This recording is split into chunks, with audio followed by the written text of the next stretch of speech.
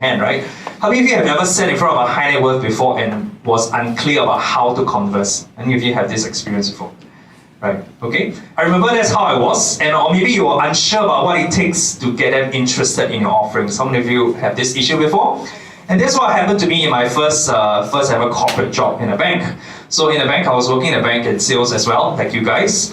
What I did was, I went through 2 months of training with the bank, and I thought 2 months of sales training should be more than sufficient to get me started. So in the 2 months, I learned so much about the products, I learned about insurance products, investment products, the funds and all that. And so I went to my clients and I started sharing what I was told to share, which is, oh, this is a fun fact sheet, this is the returns, this, all that. I went through everything, and they looked at me after I finished, and I looked at them. I don't know what to say after that, right? And they said, I'll think about it, right? And I knew that when they said I think about it, I'm gone already. I don't know how to follow up from that. So I didn't know what was I doing wrongly because I was following everything the bank told me to do. Everything my managers were telling me to do, I was doing it. But I didn't know how to close that client, right? So that's a challenge that I used to have as well, right? And whatever it is, typically when these kind of things happen, right, we tend to do 2 things when we don't close a client. We tend to think, oh, it's the client's issue, or the client is not in the right season to buy. It is not an ideal client for me. We will say these things, right? Or we will look at ourselves like, oh, it was me. I didn't handle the objections correctly enough. I was too quick in doing things. I didn't handle the objections well. We tend to justify either ourselves or our clients. But the key truth at the bottom of it all is this, right? That your inability to persuade a high net worth hinders your income and potential. You know, I wonder how many of you guys are already doing 60, 70, you're close to MDRT, or you're already doing MDRT. And likelihood is that you are already operating at 70, 80% capacity, which means you can only do maybe 20% more to hit your limit. In order to, let's say, move on to the next stage in your career, to do a COT or even a TOT, like, what should you do? You can't possibly work 3 times as hard or 6 times as hard to do that, right?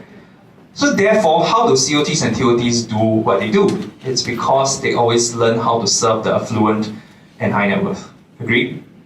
Right? It's only because they learn how to sell bigger cases, do bigger deals with more affluent clients that helps them achieve that level of COT and TOT. So the way that you, if you're already doing MDRT, the way that you move up to the next level is not how can I work harder? It's how can I sell bigger to more affluent clients. That's the shift you must have. And to do that is not about let's do more of what I'm doing. It's learning how to shift what you're doing in order to serve the higher tier clients, right? That's what we want to do, right? And I want to present this vision for you guys for these 2 days, right? I want to present this, what if you could know exactly how every person wants to be communicated to. That when you stand across someone, talk to someone, you know exactly what they want to hear from you, what they like to hear from you, so that you can close them, right? And number 2, know the best sales angles to position your product.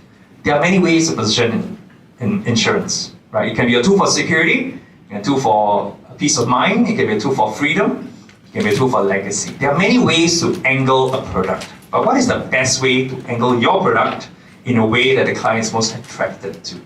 Okay, what if you could do that? You will be able to turn your appointments with the high net worth into effective and productive sales conversations, which means you can close them, and most of all, you can impress them and access their network. Many people who serve the affluent, as I've trained over the years, have somehow entered into a network of an affluent, such that the high net worth was impressed with them enough to invite them into their network of other affluent people, right? That's what we want to do, right? To be able to impress our clients enough so that we are invited into networks. Not just, and we don't have to keep hunting and hunting for business.